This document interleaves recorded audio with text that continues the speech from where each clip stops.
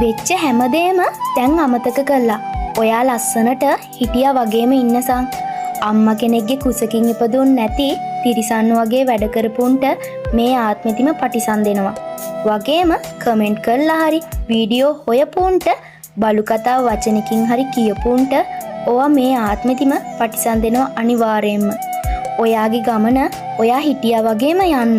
ඔයාගේ ජීවිතේ ඔයා ලස්සනට විඳින්න. සතුටු වෙන්න අපිට පුළුවන් විදිහට අපි වචනකින් හරි ඔයා වගේම තවත් කෙනෙක්ට හයියක් වෙනවා.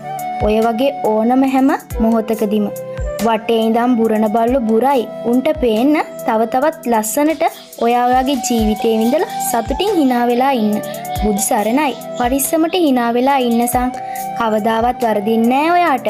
ඔයාගේ ගමන ඔයා යන්න. වැටෙන්න එපා.